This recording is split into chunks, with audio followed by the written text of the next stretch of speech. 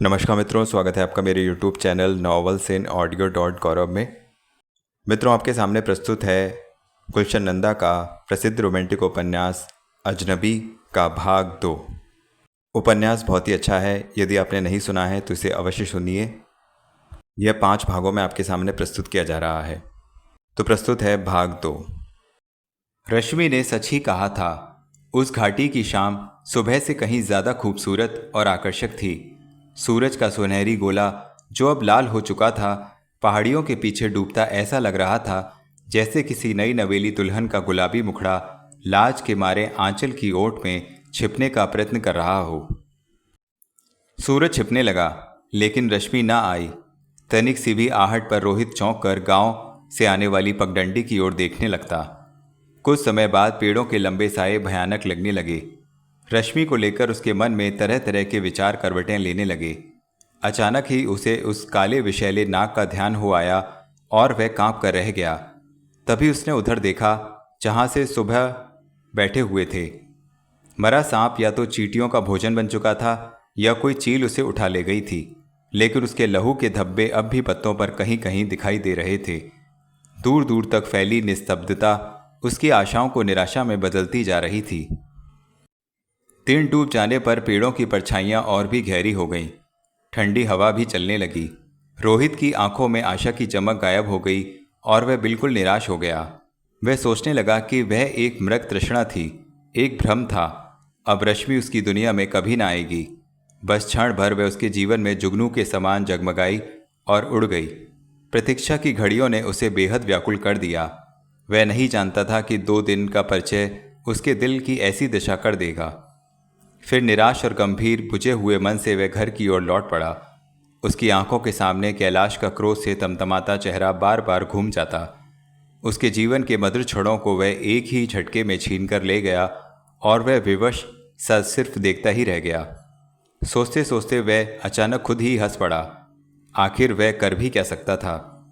रश्मि पर उसका क्या अधिकार था? वह उसे कैलाश के साथ जाने से कैसे रोक सकता था? वह जोर जोर से हंसने लगा और फिर घर लौट आया। घर पहुंचकर किसी से बात किए बिना वह चुपचाप ऊपर बारादरी में चला गया, जहां मामी ने उसके ठहरने का प्रबंध किया हुआ था। उसने कमरे की बत्ती भी ना जलाई और निढा सा पलंग पर गिर पड़ा। रात का अंधेरा ज्यों-ज्यों बढ़ता जा रहा था, उसके मन का अंधकार भी बढ़ता जा रहा था।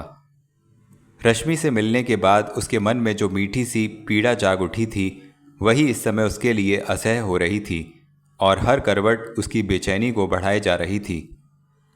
बोझिल पलकों में रश्मि की छवि बसाए न जाने कब उसकी आंख लग गई। फिर थोड़ी देर बाद ही वह किसी आहट से यकायक उठ बैठा।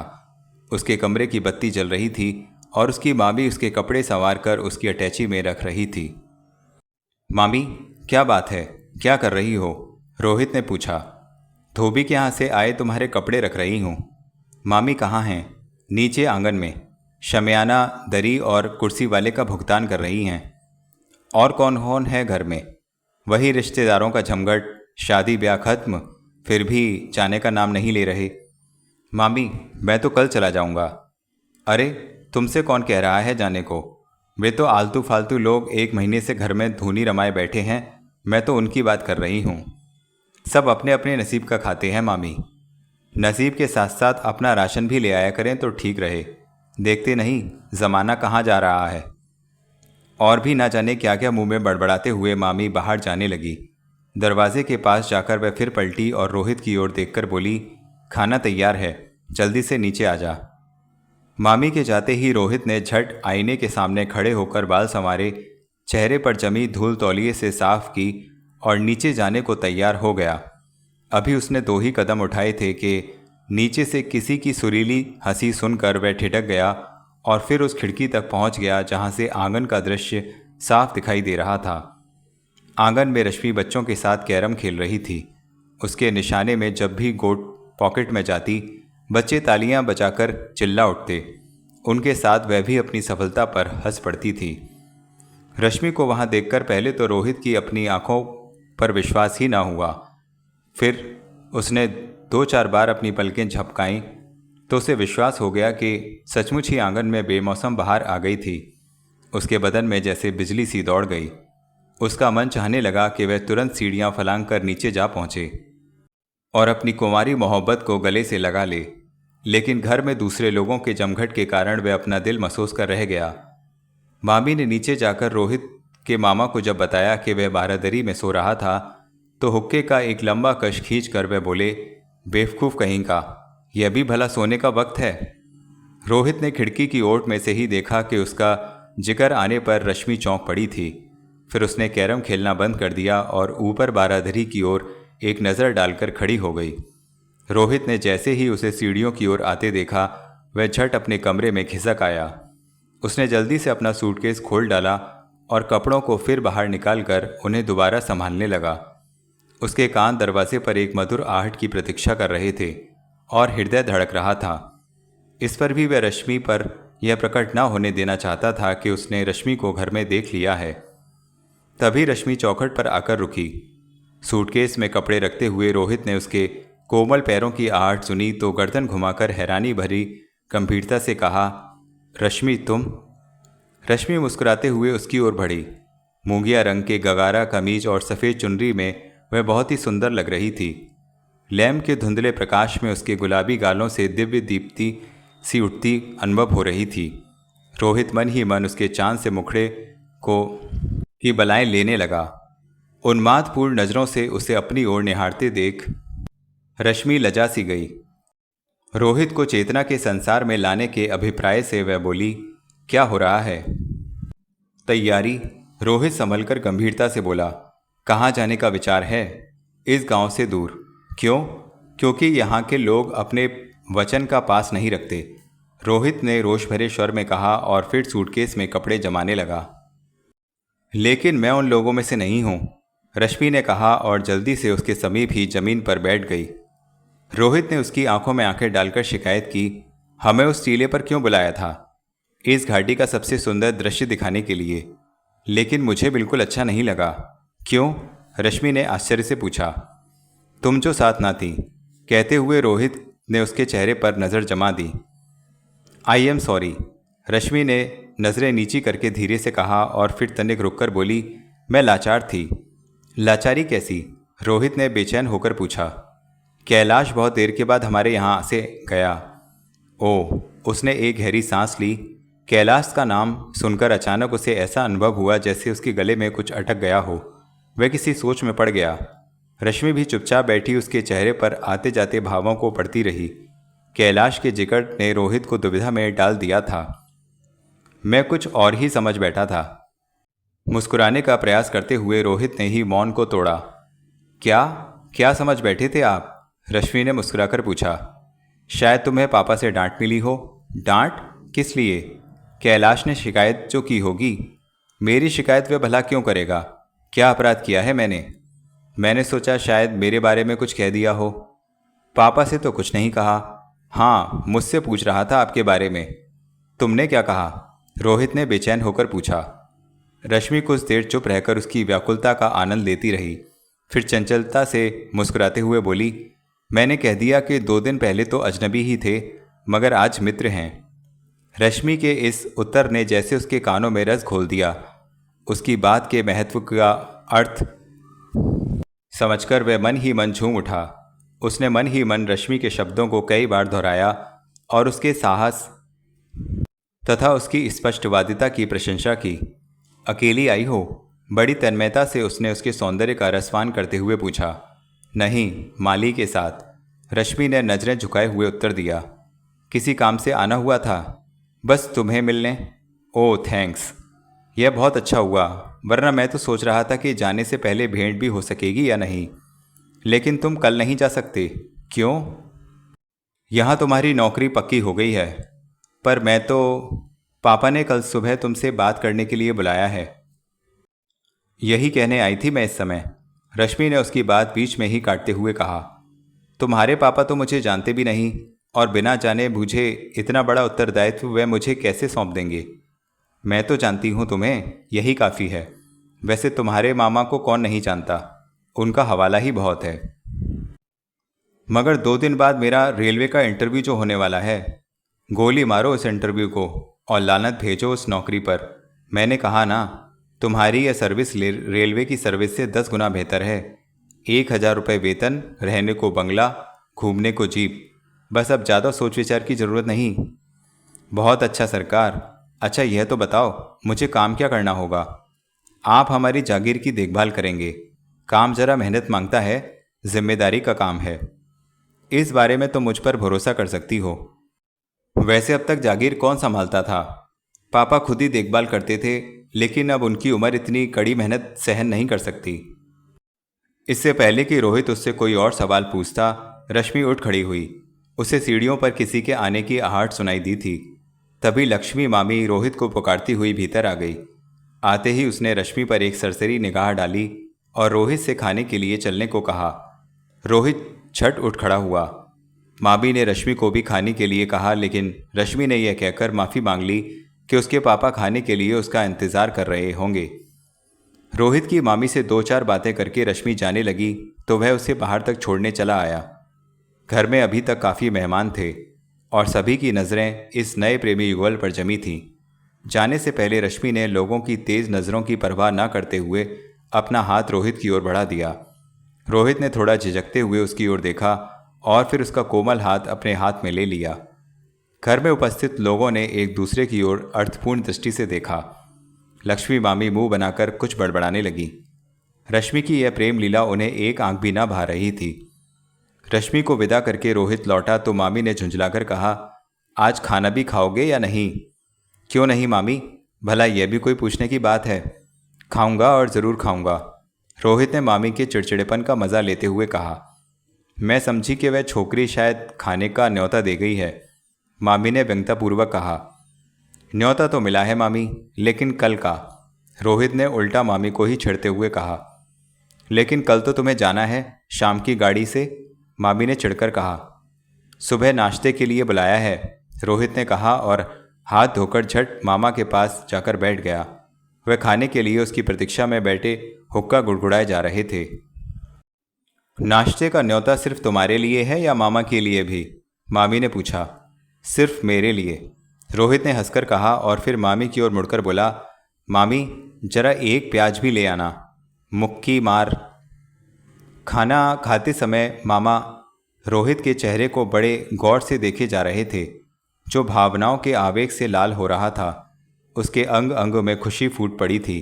वह न जाने कल्पना की किस दुनिया में खो गया था कि मामी से प्याज मंगवा कर उसे खाना ही भूल गया। कभी कभी अचानक ही उसके ओठ फड़फड़ाकर कुछ कहते मालूम पड़ते। उसे मामा की उपस्थिति का भी ज्ञान ना रहा। उसकी यह दशा मामा बड़ी देर तक देखते रहे, फिर टोकते हुए बोले, बेटा कहाँ खोए हुए हो? प्याज तो तुमने खाई ही नहीं। ओह, असल में इंटरव्यू के बारे में सोच रहा था। मैं अपना अगला प्रोग्राम सेटल कर रहा था। मुझे बनाने की कोशिश मत करो बरखुरदार, तुम्हारे मामा ने ये बाल धूप में सफ़ेद नहीं किए। उत्तर में रोहित एक खिसियानी हंसी हंसकर रह गया। मामा उसके उत्तर की प्रतीक्षा कर रहे थे, मगर उससे कोई बात ना बन रही थी। मामा, अगर मैं रेलवे के इंटरव्यू में ना जाऊं तो? कुछ देर चुप रहकर वह उन्हीं से पूछ बैठा। तो क्या, एक अच्छा मौका हाथ से निकल जाएगा? सिन्हा साहब की सिफारिश बेकार जाएगी और इतनी अच्छी नौकरी फिर आसानी से हाथ ना लगेगी। उससे कहीं अच्छी नौकरी मिल गई है मुझे। कहाँ? आपके इसी गांव में। अरे पागल हुआ है क्या? इस गांव में क्या रखा है? मामा ने आश्चर्य से कहा और पानी का ग्लास मुंह से लगा लिया। रश्मि के जो पापा हैं, रोहित ने मामा के चेहरे को गौर से देखते हुए कहा। यह तुम्हें क्या दे सकते हैं? 1,000 माहवार तक मिलने की उम्मीद है, रोहित ने मुस्कुराकर कहा और मामा को चौंका दिया। ओह, अब समझा, वह सिर हिलाते हुए बोले। यह रश्मि क्यों आई थी? उसके पापा ने बुलाया है सुबह। आदमी तो पैसे वाला है, लेकिन है जरा कड़े स्वभाव का। गुस्सा तो बस उसकी नाक पर रखा रहता है, मामा ने कहा और किसी सोच में पड़ गए। मुझे उनके स्वभाव से क्या लेना? मुझे तो अपने काम से काम। उसके साथ निर्वाह करना कठिन है और यह काम खतरनाक भी है, तभी तो इतना वेतन मिलेगा। कोई भी जिम्मेदारी स्वीकार करने से पहले उसके सभी पहलुओं पर गंभीरता से विचार कर लेना चाहिए। लेकिन उससे तुम्हारी सिफारिश किसने की? रश्मि ने। उसे कैसे पता चला कि तुम्हें नौकरी चाहिए? यूं ही बातों में इंटरव्यू का जिक्र हुआ तो कहने लगी कि रेलवे की नौकरी भी कोई नौकरी है। अच्छा, उसके पापा को एक मेहनती, ईमानदार और शरीफ मैनेजर की ज़रूरत थी, बस मुझे ऑफ़र दे दिया। लड़की होशियार लगती है, जिसने 2 ही दिन में तुम्हारी ईमानदारी और शराफत को परख लिया, मामा ने कहा और अर्थपूर्ण ढंग से रोहित के चेहरे पर नज़र जमा दी। रोहित ने भी शरारत से मामा की आंखों में आंखें डाल दी और तभी अचानक ही दोनों जोर से हंस पड़े। अगले दिन निश्चित समय पर रोहित रश्मि के यहाँ पहुँच गया। दीवान खाने में नौकर ने उसका स्वागत किया और हॉल में ले जाकर बैठा दिया। हॉल की सजावट देखकर रोहित की आंखें आश्चर्य में खुली रह गईं। उसे लगा जैसे वह प्राचीन काल के किसी राजा महाराजा के महल में आ गया है। फर्श पर कीमती ईरानी कालीन, बढ़िया फर्नीचर और दीवारों पर बड़े बड़े चित्र बता रहे थे कि वहाँ किस स्तर के लोग रहते हैं। छत से लटके सुंदर झाड़ फानूस हॉल की शोभा बढ़ा रहे थे। रोहित उस विशाल हॉल में अपने आप को बड़ा हीन अनुभव करने लगा। नौकर ने उसके आने का समाचार मालिक तक पहुंचा दिया था, मगर अब वह उस व्यक्ति का सामना करने से डर रहा था। मन का डर और संकोच दूर करने के लिए उसने उठकर दीवारों पर लगे चित्रों की ओर निकट से देखना आरंभ कर दिया। उसने सोचा कि इस तरह रश्मि के पूर्वजों के बारे में कुछ जान जाएगा। फिर यह सोच कर कि किसी की अनुपस्थिति में घर की चीज़ों के इतने पास जाकर देखना कहीं अशिष्टता न समझ ली जाए, वह अपने स्थान पर बैठ गया और रश्मि के पापा की प्रतीक्षा करने लगा। हेलो, अचानक रश्मि की सुरीली आवाज़ ने उसे चौंका दिया। हेलो, उसके मुंह से निकल गया और वह पलटकर रश्मि को देखने लगा। उसके हाथ में ढेर सारे गुलाब के फूल थे, जो शायद वह अभी अभी अपने बाग से तोड़ कर लाई थी। रश्मि ने पास आकर रोहित का स्वागत किया और चंचलता से कहा, गुड मॉर्निंग, कब आए? अभी अभी। पापा को सूचना दी? जी। उसी समय नौकर ने आकर रोहित को बताया कि दीवान साहब ने ऊपर बुलाया है। रश्मि ने संकेत से उसे निसंकोच ऊपर जाने के लिए प्रोत्साहित किया, लेकिन उसने झिझकते हुए रश्मि से कहा, तुम चलो ना साथ। अरे, तुम तो यूँ घबरा रहे हो जैसे किसी पराए घर में आए हो। मैं तुम्हारे पापा से पहले कभी नहीं मिला, इसलिए तो आज बुलाया है। तुम निसंकोच होकर जाओ, डरने की कोई बात नहीं है। और देखो, पापा जरा कड़े स्वभाव के हैं और थोड़े कंजूस भी। 400-500 की बात करेंगे, लेकिन तुम 1000 से कम पर सहमत ना होना। अब जाओ। थोड़ी देर बाद रोहित दीवान सरदारी लाल के सामने खड़ा था। दीवान साहब बरामदे में आराम से कुर्सी पर लेटे जाड़े की धूप का आनंद ले रहे थे। उनके चेहरे के सामने अखबार खुला पड़ा था। रोहित की आहट सुनकर उन्होंने चेहरे से अखबार हटाकर देखा। दीवान साहब पर नज़र पड़ते ही रोहित का दिल धड़क उठा। उसके सामने एक गौरवपूर्ण और रौबदार व्यक्तित्व था। मोटी सफ़ेद मूछों वाले चेहरे पर बड़ी बड़ी आंखों के 2 चिराग से जल रहे थे। इस उम्र में भी उनका शरीर हृष्ट-पुष्ट था और चेहरे पर लाली चमक रही थी। उन्होंने रोहित को सिर से पैर तक कड़ी नज़र से देखा, जैसे कुछ परख रहे हों। रोहित ने झट घबराकर दोनों हाथ जोड़ दिए। बैठ जाओ, दीवान साहब ने रोबीली आवाज़ में उसे बैठ जाने का आदेश दिया। रोहित चुपचाप सामने बिछी कुर्सी पर बैठ गया। दीवान साहब फिर अखबार देखने लगे। क्या नाम है तुम्हारा? कुछ देर बाद उन्होंने अखबार से नज़रें हटाते हुए पूछा। रोहित, उसने कपकपाते ओठों से निकला। कहाँ तक पढ़े हो? इसी साल बीए किया है।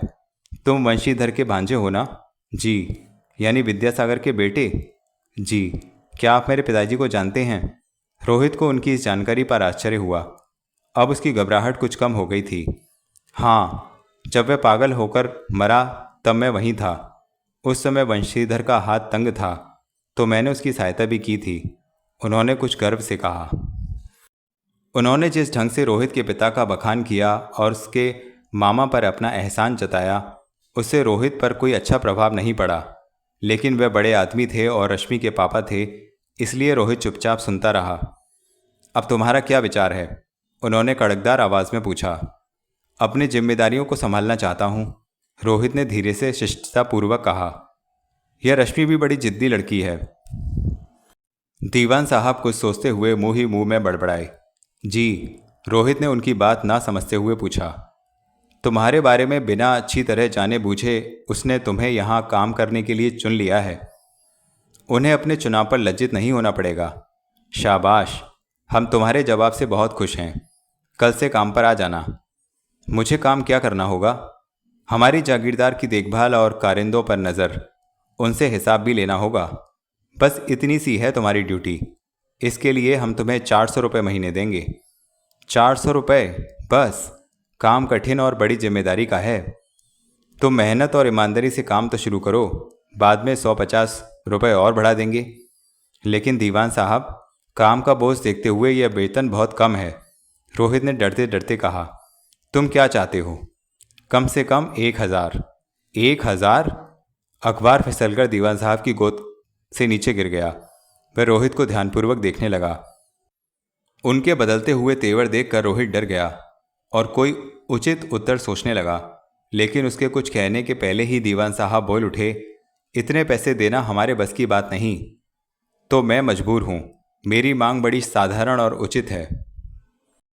रश्मि की बात याद करके रोहित ने अपनी मांग पर अड़े रहना ही ठीक समझा। हमें इसके बारे में सोचना होगा, दीवान साहब ने कहा। ठीक है, तो मुझे आज्ञा दीजिए। हाँ हाँ, तुम जाओ, दीवान साहब ने लापरवाही से कहा। दीवान साहब की बात सुनकर रोहित असमंजस में पड़ गया।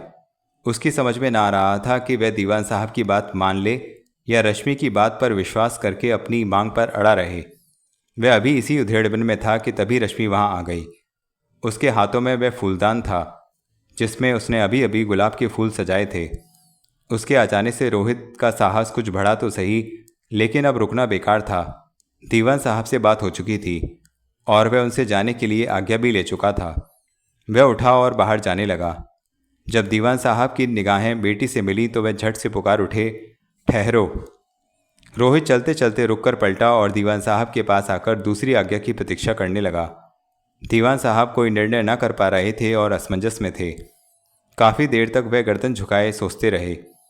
रश्मि संकेत से बता रही थी कि चिंता की कोई बात नहीं और निर्णय उसी के पक्ष में होगा, किंतु रोहित अपने आप को एक विचित्र सी गहरी स्थिति में गिरा पा रहा था। आखिर दीवान साहब ने गर्दन ऊपर उठाई और रश्मि की ओर देखते हुए रोहित से कहा, मुझे तुम्हारी मांग स्वीकार है। धन्यवाद। मुझे काम पर कब से आना होगा? रोहित ने अपनी प्रसन्नता को छिपाने का प्रयत्न करते हुए कहा। कल से ही, दीवान साहब ने संक्षिप्त सा उत्तर दिया। और हाँ, एक बात और ध्यान रखिएगा, दीवान साहब के चुप होते ही रश्मि ने कहा। क्या? रोहित ने गंभीरतापूर्वक पूछा। बीमारी के बाद पापा का मिजाज जरा चिड़चिड़ा हो गया है। अगर कुछ कह दें तो बुरा मत मानिएगा। रोहित ने मुस्कुराकर स्वीकृति में गर्दन हिला दी और जाने के लिए आज्ञा चाही। रश्मि ने चाय और नाश्ते के लिए आग्रह किया, लेकिन रोहित ने इनकार कर दिया। चलने से पहले रोहित ने दीवान साहब की ओर एक सरसरी नज़र डाली, जो फिर अखबार पढ़ने में तल्लीन हो गए थे। रश्मि के संग लौटते हुए रोहित फिर उसी हॉल से गुजरा, लेकिन अब उस पर वातावरण के रोब की घुटन कम हो चुकी थी। वह खुद को अब उसी घर का एक सदस्य समझ रहा था। वह उधर उधर देखने लगा तो रश्मि ने पूछा, क्या देख रहे हो? यह आलीशान और महल जैसा मकान। अब मैं इससे बेहद अपनापन महसूस कर रहा हूँ। और यहाँ रहने वालों से? रश्मि ने उसके पास आकर चंचलता से नज़रें मिलाकर पूछा। भरपूर जवानी और असीम सौंदर्य को इतना पास पाकर रोहित का हृदय धड़क उठा और वह उसके प्रश्न का कोई उत्तर न दे सका। वह रश्मि की आंखों की खूबसूरती में खो गया। रश्मि ने मेज पर रखे फूलों में से एक कली उठाई और मुस्कुराकर रोहित के कोट के कागज में लगा दी। वह मौन थी, मगर इस मौन में भी हजारों कहानियां छिपी थीं। दोनों खड़े एक दूसरे के दिल की धड़कनें सुन रहे थे। तभी दीवार में लगी घंटी जोर से बजी। दोनों चौंक पड़े। रोहित ने प्रश्न भरी दृष्टि से रश्मि की ओर देखा तो वह बोली, पापा नाश्ते के लिए मेरी राह देख रहे हैं। फिर कब मिलोगी? कल। रोहित ने फौजी ढंग से सैल्यूट मारा तो रश्मि अनायास ही मुस्कुरा दी। अगले दिन आने का वचन देकर रोहित लौट गया। रास्ते भर उसके मानस पटल पर रश्मि का भोला भाला सुंदर चेहरा अंकित रहा। जीप में बैठा रोहित दीवान सरदारी लाल की जागीर का निरीक्षण कर रहा था। साथ बैठी रश्मि विस्तार पूर्वक उसे सब समझाती जा रही थी। वह रोहित को उसके काम से संबंधित हर दांव पेच से परिचित करा देना चाहती थी। दीवान साहब की जागीर काफ़ी लंबी चौड़ी थी। चीड़ और देवदार के जंगल, चाय और सेब के बाग, पोल्ट्री और डेयरी फार्म, ऐसे ही अनेक धंधे उनकी अत्यधिक आय के साधन थे। पूरे क्षेत्र में दीवान साहब का ही हुक्म चलता था। इंसान तो एक और वहाँ के पशु पक्षी भी उन्हीं की आज्ञा में थे। इतना फैला हुआ और नियंत्रित कारोबार तथा वहाँ का वातावरण देखकर रोहित की काम के प्रति रुचि बढ़ती जा रही थी। देवदार और चीड़ के जंगल से जरा हटकर एक टेकरी पर दफ्तर और कुछ मुख्य कर्मचारियों के क्वार्टर थे। वहां पहुंचकर रश्मि ने सभी कर्मचारियों से जागीर के लिए मैनेजर का परिचय कराया। अब्दुल और बादल सिंह वहां के विशेष कारिंदे थे।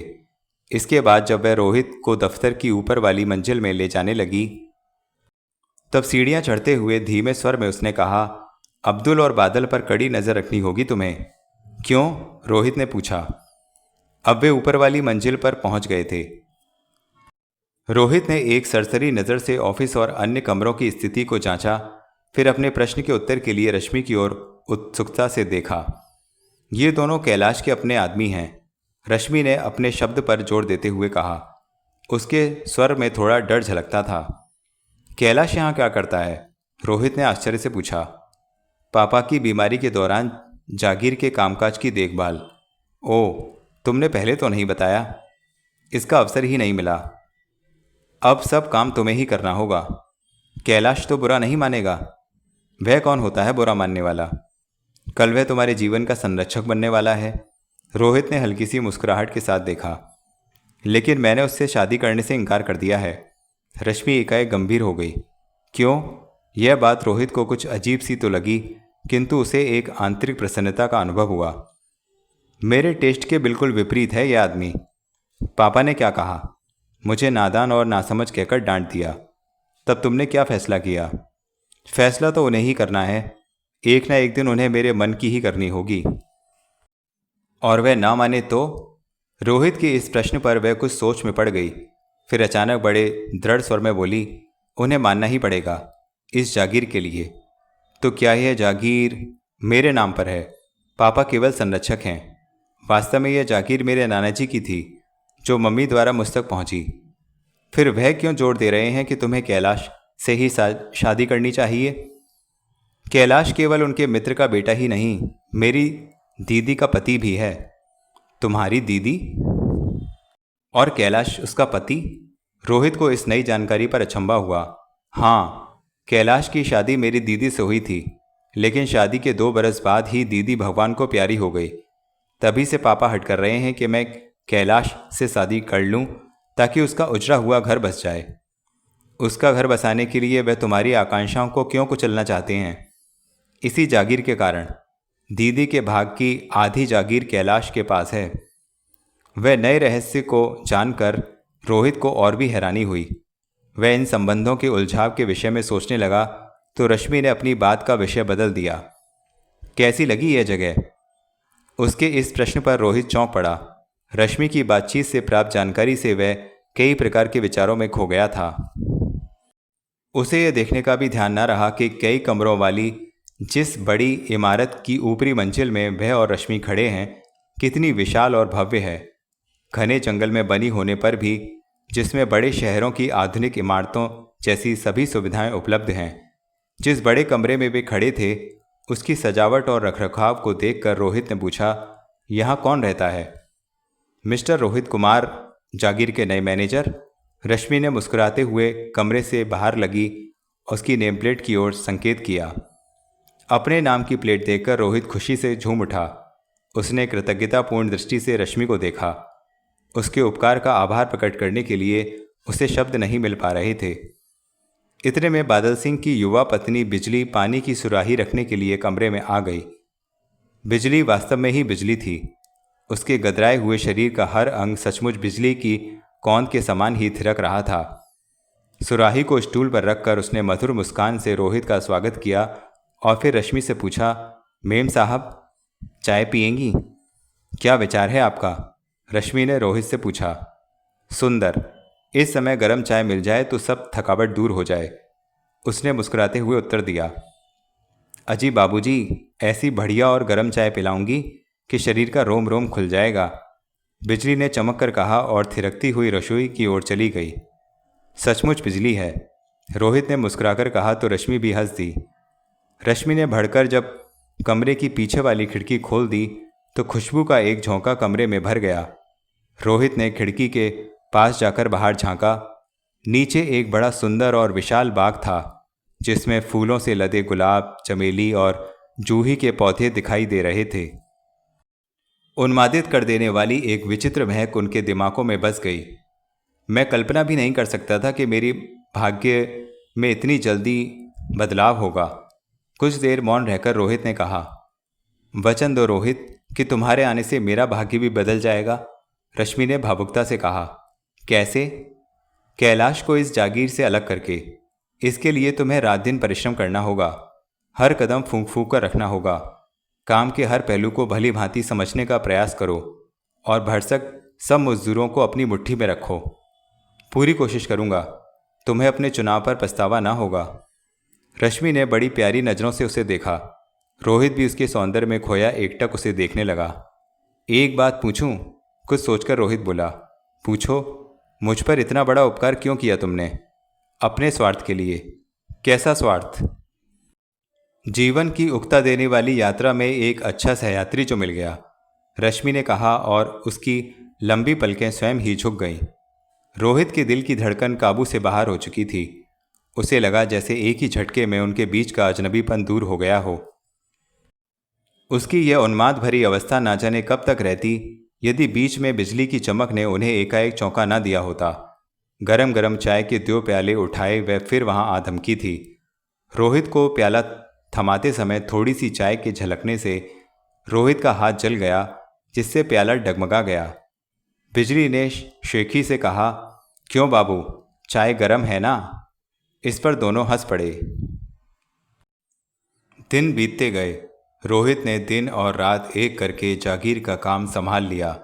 रश्मि के परामर्श के अनुसार उसने बादल सिंह और अब्दुल से मैत्रीपूर्ण व्यवहार रखा, किंतु उनकी हर हरकत पर उसकी कड़ी दृष्टि रहती। उनकी रग रग से वह भली भांति परिचित हो गया। दोनों जवान के बड़े मीठे थे, लेकिन किसी के पीठ पीछे डंक मारने में उन्हें तनिक भी संकोच न था। एक दिन किसी बात पर झगड़ा होते होते रह गया। अब्दुल और बादल ने षड्यंत्र करके मजदूरों से काम बंद करने की धमकी दिलवा दी। मामला रोहित के नियंत्रण से बाहर जाते देखा तो उन्होंने बीच बचाव के लिए अपनी सेवाओं का प्रस्ताव रखा। रोहित इनका उपकार सिर पर लेकर दबाव में न आना चाहता था। वे भड़के हुए मजदूरों से जाकर स्वयं मिला और कुछ ऐसे प्यार भरे ढंग से एक एक मजदूर को समझाया कि वे काम करने पर सहमत हो गए। उनकी कुछ उचित मांगें भी उसने तुरंत स्वीकार कर लीं। इस तरह अब्दुल व बादल की पहली चाल असफल रह गई। रश्मि नियम से हर रोज़ उससे मिलने आती थी और वह दिन भर की अपनी रिपोर्ट उसके सामने रख देता। वह उसकी सूझबूझ और अपने काम के प्रति लगन देखकर बहुत प्रसन्न होती। सबके सामने वह रोहित से एक मालकिन के रूप में ही मिलती। नियमित और नित्य की ये मुलाकातें उन दोनों के लिए एक दूसरे के प्रति आकर्षण का साधन बन गईं। बढ़ते आकर्षण ने धीरे धीरे अगाध प्रेम का रूप धारण कर लिया। अब दोनों को ऐसा अनुभव होने लगा कि वे शायद एक दूसरे को देखे बिना एक दिन भी नहीं रह सकेंगे। रोहित यह भी जानता था कि उनके बढ़ते हुए संबंधों की पूरी जानकारी अब्दुल और बादल द्वारा कैलाश को पहुंच रही है। किसी भी आने वाले खतरे के लिए रोहित तैयार था। रश्मि भी अपने प्रेम में अडिग और व्यवहार में दृढ़ थी। उसे विश्वास था कि वे दोनों मिलकर समय आने पर किसी भी स्थिति का सामना कर सकते हैं। एक शाम वह ड्यूटी से निपटकर रश्मि के साथ डेरे पर लौटा। रश्मि उसे सीढ़ियों तक छोड़कर लौट गई। रोहित रश्मि का दिया गुलाब का ताज़ा फूल उंगलियों में नचाता गुनगुनाता अपने कमरे में आया। पर्दा हटाते ही वह सहसा ठिठक गया। गुलाब का फूल उसकी उंगलियों से छूटकर फर्श पर गिर गया और घबराकर वह कैलाश की ओर देखने लगा, जो सोफे पर टांगे फैलाए बड़े मज़े से बैठा था। आप कब आए? रोहित ने कुछ घबराए हुए से स्वर में पूछा। बहुत देर से बैठा जनाब की प्रतीक्षा कर रहा हूँ, कैलाश ने कहा और उठकर फर्श पर गिरा गुलाब का फूल उठा लिया। फूल को सूंघते हुए घूर कर वह रोहित को देखने लगा। कहिए, कोई काम है? रोहित ने स्वयं को संभालते हुए धीरे से पूछा। सुना है अब्दुल को तुमने धमकी दी है? जी, चेतावनी दी है उसे। चोरी करते हुए रंगे हाथों पकड़ा था। तो क्या हुआ? थोड़ा बहुत चोरी तो यहाँ चलती है। बिना चोरी किए इतनी मामूली तनख्वाह में इन गरीब लोगों की गुजर कैसे हो सकती है? यह आप क्या कह रहे हैं? उसने आश्चर्य से पूछा। जो तुम सुन रहे हो। और फिर आजकल चोरी कौन नहीं करता? तुम भी चोरी करते हो, मैं भी चोरी करता हूँ, हम सभी चोर हैं। मैं आपका मतलब नहीं समझा। मेरा मतलब है कि किसी भोली भाली लड़की को बहकाना भी तो एक चोरी है। आप कहना क्या चाहते हैं मिस्टर कैलाश? रोहित ने क्रोध से कहा। यही कि रश्मि और तुम्हारी रोज रोज की मुलाकातों की बात हर एक की जबान पर है। तो आप रश्मि से कह दें कि वह यहाँ ना आया करे, रोहित ने झुंझलाकर कहा। Shut up you rascal, Kailash ने लाल लाल आंखें निकालते हुए डांटा तो रोहित क्रोध से जंगली बांस की भांति कांप कर रह गया। रश्मि की इज्जत का ध्यान करके ही वह चुप रहा। कैलाश ने क्षण भर रुककर फिर कहा, तुम नहीं जानते उसका और मेरा क्या रिश्ता है। जानता हूं, रोहित बिफरी आवाज में बोला। अगर जानते हो तो तुमने हमारे बीच दीवार बनने का साहस कैसे किया? अगर सच कह दूंगा तो आपको बुरा लगेगा, अगर नहीं कहोगे तो उससे भी अधिक बुरा होगा। तो सुनिए, आप जो अपने भविष्य के सुनहरे सपने देख रहे हैं वे पूरे नहीं हो सकते, रोहित ने बड़े दृढ़ स्वर में कहा। रोहित, कैलाश चिल्लाया, पर इससे अधिक वह कुछ कह न सका। क्रोध में उसके नथुने फूल गए और चेहरा लाल अंगार हो गया।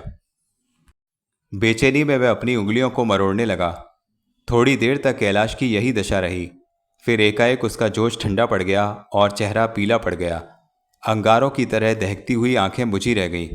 वह धीरे धीरे चलता रोहित के पास आया और उसके कंधे पर हाथ रखकर भर्राई हुई आवाज में बोला, आई एम सॉरी रोहित, ना जाने भावुकता में क्या क्या बक गया। तुमने अच्छा किया जो वास्तविकता बता दी। भला मैं कौन होता हूँ एक पढ़ी लिखी और होशियार लड़की को जबरदस्ती अपना बना सकने वाला। मुझे क्षमा कर देना भाई, उसने बड़ी नम्रता से कहा और हारे हुए खिलाड़ी के समान सिर झुकाकर कमरे से बाहर निकल गया। रोहित को उसकी इस दशा पर तरस आ गया। उसने अनुभव किया कि कैलाश को वास्तविकता बताकर उसने अच्छा नहीं किया। वह सिर झुकाकर किसी गहरी सोच में डूब गया। तभी हाथ में चाय का प्याला लिए बिजली भीतर आई। कमरे में इधर उधर दृष्टि दौड़ाकर उसने रोहित से पूछा, कुंवर साहब कहाँ गए बाबू? चले गए, विचारों में खोए रोहित ने उत्तर दिया। तो मुझे बेकार ही चाय बनाने के लिए चूल्हे में झोंक रखा। अच्छा, अब तुम ही पी लो बाबू। चाय का प्याला रोहित की ओर बढ़ाते हुए उसने कमर से कई बल डालकर कहा। नहीं, मुझे नहीं पीनी, दबी आवाज में रोहित ने कहा। वाह बाबू, यह कैसे हो सकता है? भला बिजली चाय बनाए और कोई ना पिए? यह तो मेरी इंसलीट है। कहा ना, मुझे नहीं पीनी, रोहित ने झुंझलाकर ऊंची आवाज में कहा और अपनी कमीज के बटन खोलकर खिड़की के सामने खड़ा हो गया। बिजली ने तेज नजरों से उसे देखा और चाय खिड़की के बाहर गिरा दी। रोहित ने तब भी उसकी ओर कोई ध्यान न दिया तो वह खिसियाकर खाली प्याला बचाते हुए बाहर निकल गई। रोहित वहां से उठकर बेडरूम में चला गया। कैलाश से मिलने के बाद उसका मूड खराब हो गया था। वह इस घटना को भुलाना चाहकर भी भूला ना पाता था। कमरे में सांवली शाम का फैलता अंधेरा एकाएक उजाले में परिवर्तित हो गया। रोहित ने मुड़कर देखा तो जलता हुआ लैंप उठाए बिजली कमरे में प्रवेश कर रही थी। लैंप को मेज पर रखकर वह कमरे में बिफरी पड़ी चीज़ों को संभालने लगी। उसके बाद रोहित के पास आई और उसे पलंग से उठकर कुर्सी पर बैठ जाने का संकेत किया। रोहित वहां से उठ गया तो वह उसका बिस्तर ठीक करने लगी। बिजली, रोहित ने दबी आवाज में से उसे पुकारा। रुखाई से वह बोली, जैसे वह अभी तक चाय न पीने पर नाखुश थी। तुम मेरा इतना ध्यान क्यों रखती हो? इनाम पाने के लिए। केवल इनाम के लालच में तो कोई अधिक काम नहीं करता। मैं मजदूरों को सदा इनाम का वचन देता हूँ, उनका वेतन बढ़ाता हूँ, लेकिन वे तो उतना ही काम करते हैं जितना उन्होंने करना होता है। वे ठहरे मर्द, हम औरतें तो जिसकी सेवा करें दिल से करें हैं बाबू। रोहित को उसकी बातें बड़ी रुचकर लगीं। जेब से 10 रुपए का एक नोट निकालकर उसे इनाम में दे दिया। नोट देखकर बिजली खुश हो गई। पहले तो उसने नोट लेने से इनकार किया, लेकिन दोबारा कहने पर रोहित के हाथ से नोट ले लिया और झट से अपनी चोली में ठूंस लिया। रोहित की नज़रें उधर गईं तो बिजली ने शर्माकर मुस्कुरा दिया। फिर वह कमरे से जाते जाते पलट कर रोहित से पूछने लगी, बाबू अब चाय लाऊं?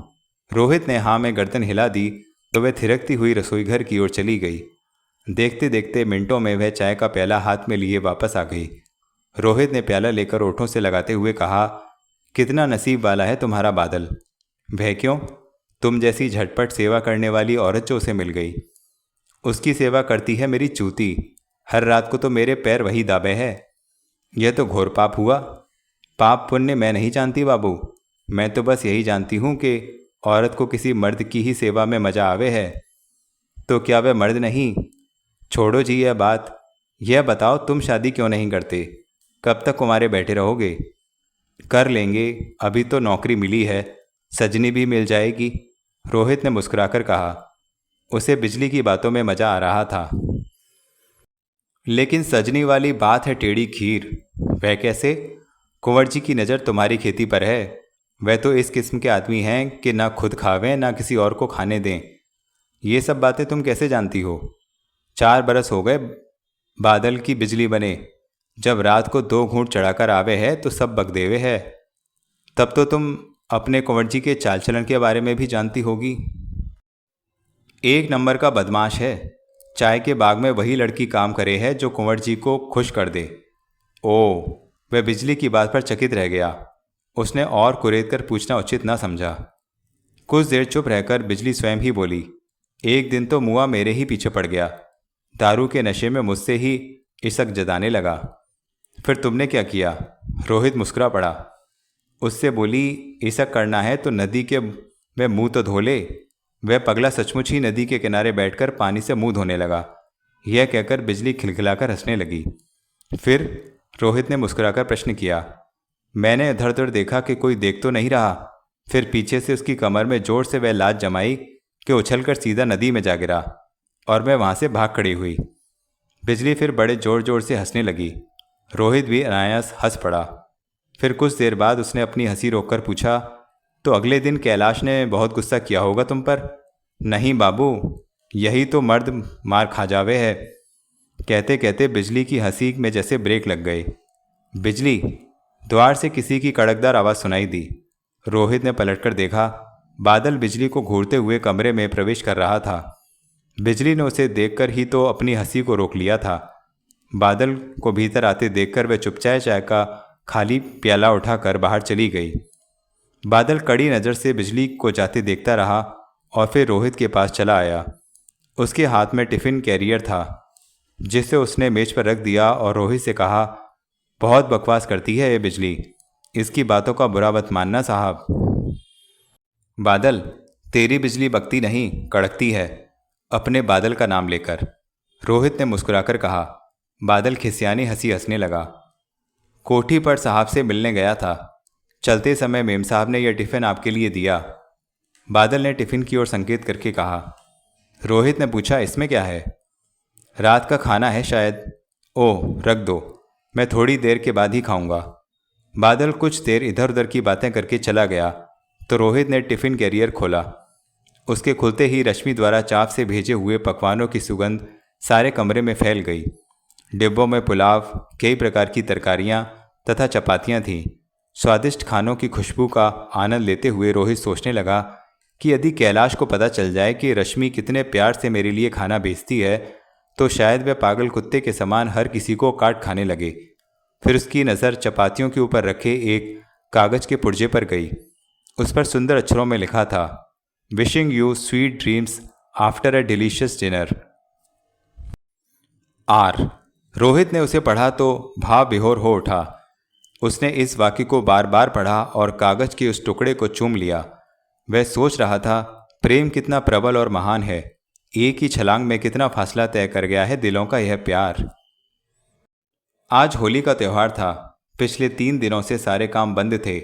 बस्ती के लोग रंगरलियों में मस्त, ढोलक और मजीरे की ताल पर स्वांग भरे झूमते हुए होली के लोकगीतों की धुन में खोए हुए थे। नशे और भांग का दौर चल रहा था। स्त्रियां गुलाल भरे थाल सिर पर रखे, होली आज जले चाहे कल जले, मोरा कन्हाई मोसे आन मिले, झूम झूम कर गाती हुई इधर से उधर आ जा रही थीं। मीरा सिनों की टोली पाँव से घुंघरू बांधे जब नाचती, थिरकती और गाती बस्ती में से निकली तो इंसान तो क्या पेड़ तक भी झूम उठे। रोहित भी बहुत खुश था। होली खेलने उसे मामा के यहाँ जाना था। शादी के बाद पहली बार शांता मायके आई हुई थी। रोहित ने सवेरे ही उसे संदेश भिजवा दिया था कि वह शाम को उससे मिलने आएगा। रात का खाना वहीं खाएगा और जी भरकर बातें करेगा। मगर इस समय बड़ी बेचैनी से वह रश्मि की प्रतीक्षा कर रहा था। सुबह से ही उसकी आंखें जंगल की ओर से आती हुई उस सड़क पर लगी थीं जिस पर रश्मि की जीप दूर से ही दिखाई दे जाती थी। उसे विश्वास था कि आज होली के दिन तो वह अवश्य ही उससे मिलने आएगी। उनकी नित्य की मुलाकातों से बस्ती में उनके प्यार की चर्चा बढ़ गई थी, इसलिए वे अब चोरी छिपे मिलते थे। रश्मि तो हर काम बेधड़क होकर करने की अभ्यस्त थी और वह रोहित से अपने प्रेम को भी छुपाकर रखना न चाहती थी। उसका विचार था कि ऐसी बातों को छुपाकर रखने से घुटन बढ़ती है, गलत फहमियाँ उत्पन्न होती हैं। लेकिन रोहित प्रेम का ढिंडोरा पीटकर रश्मि को बस्ती के लोगों की आंखों में हीन बनाना न चाहता था। उसे विश्वास था कि धीरे धीरे समय के साथ जीवन की हर ऊंच नीच स्वयं समतल होती चली जाती है। समय के साथ चलने में ही बुद्धिमत्ता है। बस्ती वालों से आंख बचाकर वह एक चबूतरे की ऊंचाइयों से सड़क को नापने लगा। फिर रश्मि की गाड़ी का वहां कोई चिन्ह न था। सड़क पर दृष्टि जमाए कल्पना में खोया वह बड़ी देर वहीं बैठा रहा। फिर वह यह सोचकर उदास हो गया कि शायद आज के दिन रश्मि के पापा उसे इस ओर आने की आज्ञा ना दें। मगर उसका मन यह मानने को राजी न था कि खुशी के इस त्योहार पर रश्मि उससे मिलने न आएगी।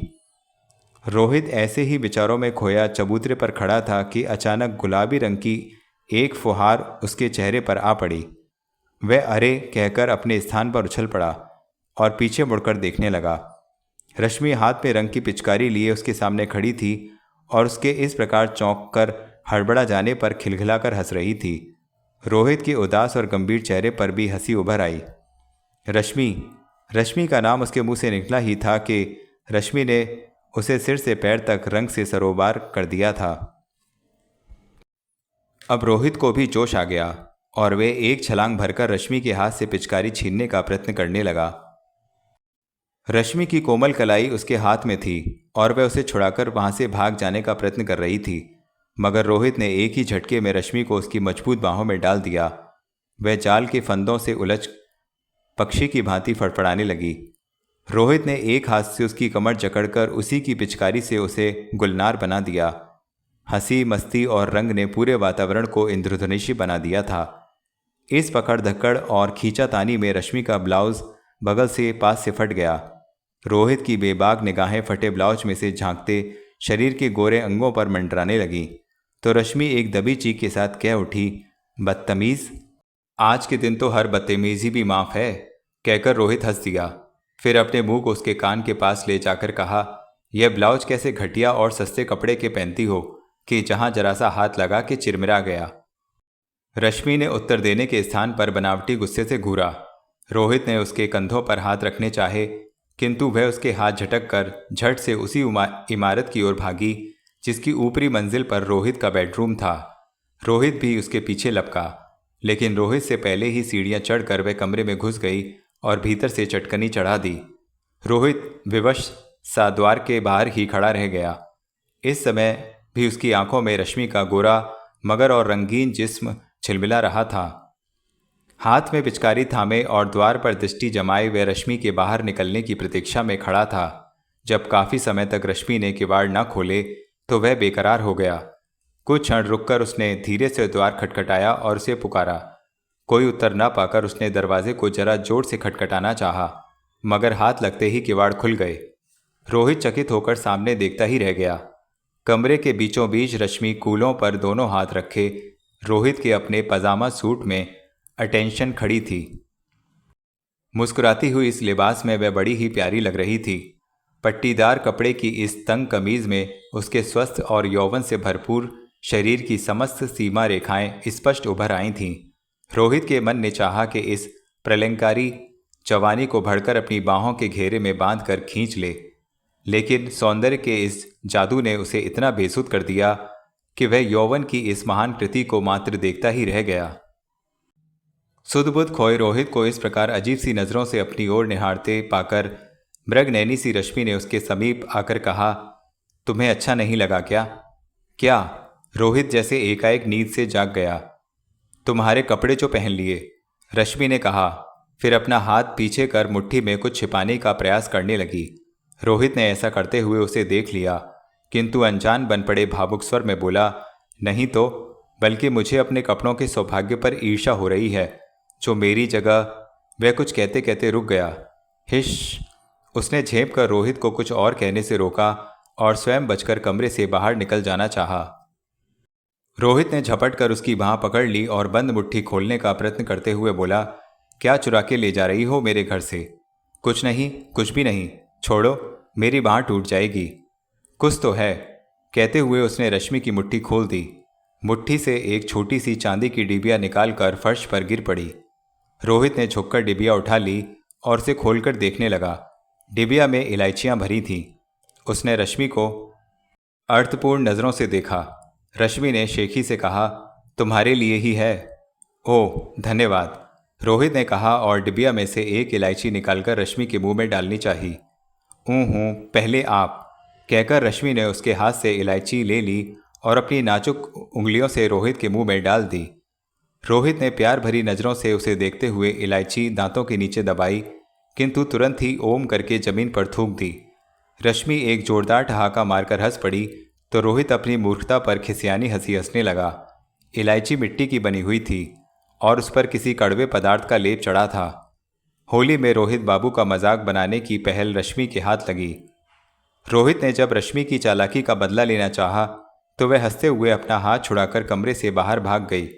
रोहित उसके पीछे लपका, लेकिन वह नीचे आकर कुछ दूर जमा लोगों की उस भीड़ में जा मिली जो नाचते गाते और उछलते कूदते एक दूसरे पर रंग फेंक रहे थे।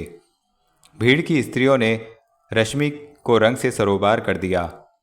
रश्मि का पीछा करते हुए रोहित वहां पहुंचा तो उसका भी वही हालत हुई। रोहित भी बिजली की पिचकारी छीनकर होली खेलने लगा। कुछ देर के लिए बड़े छोटे, ऊंच नीच, अमीर गरीब सब एक समान हो गए। रोहित और रश्मि भी अपने स्तर और हैसियत को भूलकर एक रंग में रंग गए। रश्मि सिर से पैर तक लाल रंग में रंगी, गले में ढोलक लटकाए मीरासिनों के साथ गाती स्वयं भी मीरासिन सी लग रही थी। नाचती गाती बिजली न जाने कहाँ से लड्डुओं का एक थाल उठा लाई। उसने एक एक लड्डू रश्मि और रोहित के मुंह में ठूंस दिया। लड्डू इतने स्वादिष्ट थे कि वह बिजली जब थाल लेकर औरों को बांटने के लिए बढ़ी तब रोहित ने झपट कर थाल में से 2 लड्डू और उठा लिए। एक लड्डू उसने रश्मि के मुंह में ठूंस दिया और दूसरा अपने मुंह में रख लिया। नाचते नाचते अचानक उन्हें ऐसा लगा कि जमीन और आसमान भी उनके साथ नाच रहे हैं। लड्डू में मिली भांग ने अपना प्रभाव जमाना शुरू कर दिया था। जब लोग लड्डुओं के थाल पर छीना झपटी कर रहे थे तो दोनों हाथ में हाथ डाले झूमते गाते और नाचते गाते भीड़ से अलग हो गए। फिर एकाएक रोहित ने अपना हाथ छुड़ाकर रश्मि जंगल की तरफ भागने लगी। रोहित भी उसके पीछे भागने लगा। दोनों आगे पीछे दौड़ते जंगल के उस भाग में पहुंच गए जहां ऊंची पहाड़ियों पर से एक झरना चट्टानों के मध्य गिर रहा था। रश्मि रोहित के आगे भाग रही थी और कभी कभार बड़े बड़े वृक्ष उसे अपनी ओट में छिपाकर रोहित की नज़रों से ओझल कर देते थे। झरने के पास पहुंचकर रश्मि एक चट्टान की ओट में बैठ गई। वहां झरने की पतली और तेज धार ठीक उसके सिर पर गिर रही थी। बर्फ के समान ठंडा पानी सिर पर पड़ने से भांग का नशा जब कुछ कम हो गया तो धार के नीचे भीगने से उसे आनंद आने लगा। इस विचार से ही कि रोहित न जाने उसे कहाँ कहाँ खोज रहा होगा, वह मुस्कुरा पड़ी। आंखें बंद किए पानी में बैठी वह न जाने किस दुनिया में खो गई थी। थोड़ी देर बाद उसे ढूंढता रोहित उधर आ गया। कुछ देर तो वह पत्थर की आड़ में खड़ा उसे चुपचाप निहारता रहा, फिर दबे पांव उसके पीछे जा खड़ा हुआ। रश्मि उसकी उपस्थिति से बेखबर किसी स्वर्गलोक में खो गई थी। सुनहरी धूप ने इंद्रधनुष के 7 रंगों को पानी की सतह पर बिखेर दिया था। लगता था कि सूरज की किरणें उस अलबेली धारा से होली खेल रही हों। पानी की फुहार ने रश्मि के चेहरे पर लगे होली के रंगों को धो दिया था और उसका चेहरा निकर आया था। पानी में भीगी हुई वह अति सुंदर लग रही थी। रोहित ने एकाएक पीछे से उसकी आंखों पर दोनों हाथ रख दिए। रश्मि घबरा गई और एक दबी सी चीख उसके मुंह से निकल गई। रोहित झट बोल उठा, आखिर पकड़ी ही गई। फिर उसकी आंखों से हाथ हटाकर उसके सामने आ गया और भीगे जिस्म को उन्माद भरी नज़रों से देखने लगा। इस समय उसका यूं ताकना रश्मि को बिल्कुल बुरा नहीं लग रहा था। वह भी मुस्कुराती हुई उसकी आंखों में आंखें डाले बैठी रही। भीगे बदन से चिपकी हुई कमीज का अब कोई अर्थ न रह गया था। उसके सुंदर शरीर की सभी ऊंचाइयां और गहराइयां स्पष्ट हो गई थीं। गदराया हुआ गोरा बदन, नशीली आंखें, भीगे ओठ, रोहित को एक आनंदपूर्ण पाप का निमंत्रण देने लगे। वातावरण और परिस्थितियों ने उसकी भावनाओं को हवा दे दी। लाज और संकोच ने निर्लज्जता का रूप ले लिया। दिलों में तूफान उठा और दो तरुण शरीर चुंबक जैसे आकर्षण के साथ खिसक कर एक दूसरे के साथ चिपक गए। प्यासे ओठ अपनी अनंत प्यास बुझाने लगे और जवान सांसें मिलकर एक हो गईं। रोहित को लगा कि उसकी कल्पना आज साकार हो गई है। सपनों ने वास्तविकता का रूप धारण कर लिया। आसपास की दुनिया से बेखबर जब वे दोनों एक दूसरे में खो चुके थे तो अचानक एक बड़ा पत्थर ऊपर से लुढ़क कर जोर के धमाके के साथ उनके पास ही पानी में आ गिरा। दोनों चौंक कर एक दूसरे से अलग हो गए। रोहित ने ऊपर निगाह डाली तो पहाड़ी पर झाड़ियों से कोई छाया रेंगती दिखाई दी। कौन? वह चिल्लाया और रश्मि को वहीं छोड़कर ऊपर चढ़ने लगा। ऊपर कुछ दूर पेड़ों और झाड़ियों की ओट में उसे घोड़े पर सवार कोई आदमी दिखाई दिया। यह समझने में उसे जरा भी देर ना लगी कि वह आदमी कैलाश ही था, जो उनका पीछा करते करते वहां तक चला आया था। कैलाश को देखकर वह तनिक घबरा गया। अब तक रश्मि भी वहां पहुंच गई थी। रोहित के बुझे और उतरे चेहरे को देखकर उसने पूछा, क्या हुआ? वह घुड़सवार? रोहित ने उस ओर संकेत किया जिधर घोड़ा दूर के वृक्षों में छिप गया था। कौन था? रश्मि ने घबराकर पूछा। कैलाश। ओ, तो इसमें इतना घबराने की क्या बात है? मैं तो समझी थी कोई जंगली जानवर होगा। कैलाश जंगली जानवर से भी बढ़कर खतरनाक है। तुम तो व्यर्थ ही उससे इतना डरते हो। सारा मूड चौपट कर दिया। मैं इसलिए उससे डरता हूं कि कहीं तुम्हारे पापा को भड़काकर कोई अनर्थ ना कर दे। ऐसा होना असंभव है। क्यों? क्योंकि मैंने आज ही पापा को अपना फैसला बता देने का निश्चय कर लिया है। क्या? कि मैं अपना जीवन साथी चुन चुकी हूं, रश्मि ने दृढ़ता से कहा। रोहित ने कंधों से पकड़कर उसे अपने पास खींच लिया और उसकी सुंदर आंखों में झांकने लगा, जिनमें एक नए नशे के डोरे तैर रहे थे। वह रोहित के चौड़े सीने पर सिर टेककर आंखें बंद कर खड़ी थी। दो जवानियां एक बार फिर संसार से दूर कल्पना की रूमानी दुनिया में खो गईं। उसी शाम रोहित मामा के घर आया तो शांता ने सबसे पहले रश्मि के बारे में पूछा। रोहित ने इस बात को टालना चाहा तो शांता शोखी से मुस्कुराती हुई बोली, तुम शायद समझ रहे हो कि मुझे कुछ मालूम ही नहीं। रश्मि ने मुझे सब कुछ अपने पत्र में लिख दिया था। क्या लिख दिया था? उसने उत्सुकता से पूछा। शांता कुछ कहने ही वाली थी कि उसके पिता वहां आ गए और वह चुप हो गई। जब वह चले गए तब रोहित ने अधीर होकर पूछा, हाँ अब बताओ, क्या लिखा था तुम्हारी सहेली ने? यही कि तुमसे प्यार करती है।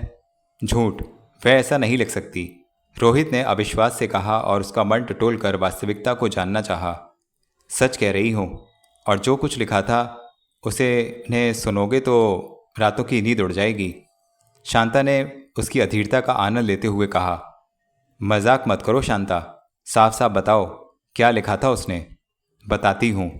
उसने लिखा था, जब से तेरे भैया मेरे जीवन में आए हैं मेरी दुनिया ही बदल गई है। शांता कहते कहते चुप हो गई। और क्या लिखा था? चुप क्यों हो गई? और लिखा था, दिन भर तो उनका साथ रहता है, रातों में उनकी कल्पना से दिल बहलाती हूँ। सच कह रही हो? मुझे बना तो नहीं रही शांता? रोहित ने खुश होकर पूछा। अरे वाह, किसी के जीवन और सम्मान की बात है और मैं मजाक करूंगी? मगर भैया, तुमने तो कमाल ही कर दिया। मैं तो सोच भी नहीं सकती थी कि इस घमंडी और अमीर लड़की को तुम इतनी जल्दी एक नया और प्यारा रूप दे दोगे। मानती हो ना अपने भैया को? अच्छा बताओ, और क्या लिखा था उसने? अपने आखिरी पत्र में तो उसने लिखा था कि मैंने जीवन साथी चुनने के लिए अभी तक ऊंचे घरानों पर ही नज़र रखी थी, लेकिन तुम्हारे भैया से मिलने के बाद ऐसा लगता है कि दुनिया में प्यार से बड़ा कोई धन नहीं। तुम ठीक तो कह रही हो शांता?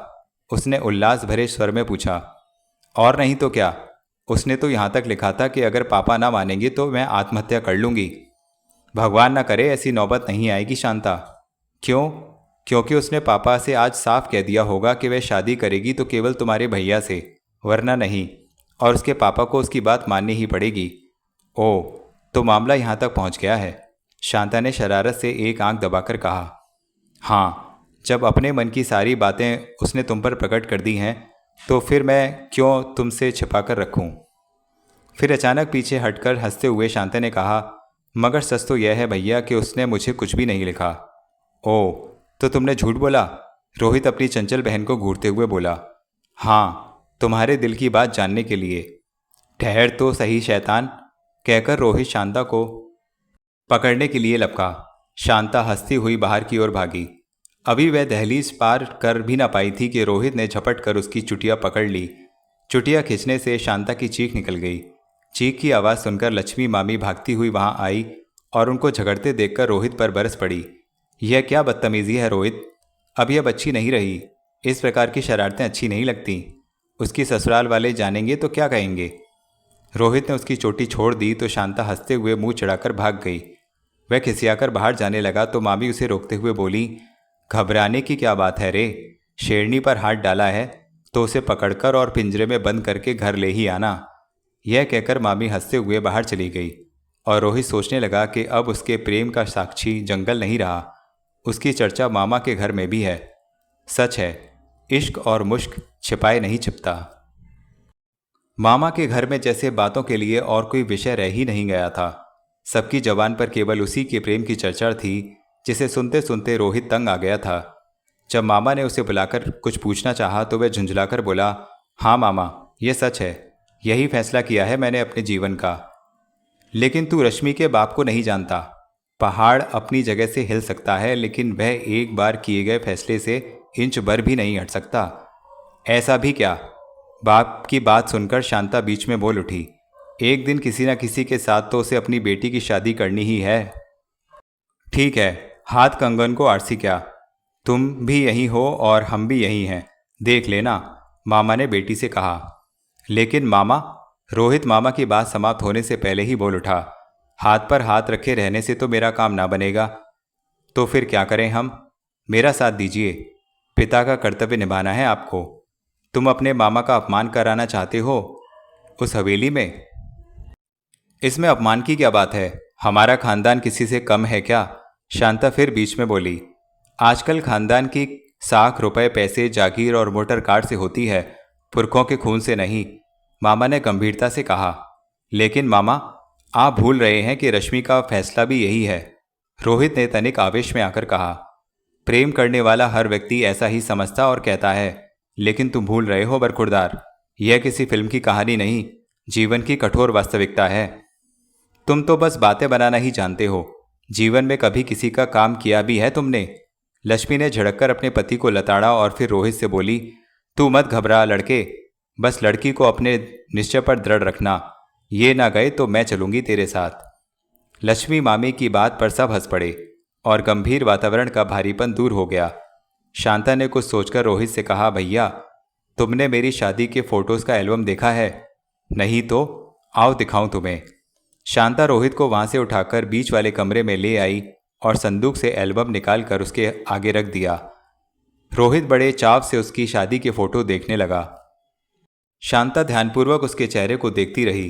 कोई ऐसा फोटो सामने आता जिसमें अन्य लड़कियों के साथ रश्मि भी होती तो उसे देर तक देखता रहता। शांता उसके मन की दशा को भली भांति जानती थी। अचानक एल्बम को बंद करके वह बोली, एल्बम के बहाने तो मैं तुम्हें यहाँ तक ले आई हूँ भैया, तुमसे कुछ बातें करनी हैं। क्या बातें? रोहित ने आश्चर्य से पूछा। यह बताओ, रश्मि तुम्हें बहुत पसंद है? मुझसे पूछ रही हो कि मुझे अपनी जिंदगी पसंद है या नहीं? उसने मुस्कुराते हुए उत्तर दिया। एक बात कहूँ, बुरा तो ना मानोगे? कहो। कॉलेज में हम दोनों बहुत दिनों तक एक साथ रही हैं। पढ़ाई के साथ साथ प्यार और तकरार भी चलती थी। मैं उसको बहुत अच्छी तरह जानती हूँ। उसकी एक आदत मुझे अच्छी नहीं लगी। क्या कितने ही बॉयफ्रेंड उसने बनाए, लेकिन हमेशा उनकी उमंगों और भावनाओं को उकसाकर उन्हें बीच भंवर में छोड़ दिया। कॉलेज में उसकी यही हॉबी थी। शायद उसका यह शौक अभी तक बाकी हो। फ्रेंडशिप और मैरिज में अंतर है शांता। मन बहलाने के लिए दोस्ती कर लेना अलग बात है, मगर शादी के लिए जीवन साथी तो बड़े सोच विचार के बाद चुना जाता है। कॉलेज के दिनों में क्या मेरी गर्लफ्रेंड्स कम थीं? लेकिन तुमने किसी की भावनाओं के से खिलवाड़ तो नहीं की? झूठे वचन तो नहीं दिए किसी को धोखे में रखकर तड़पाया तो नहीं? ओ फॉरगेट इट।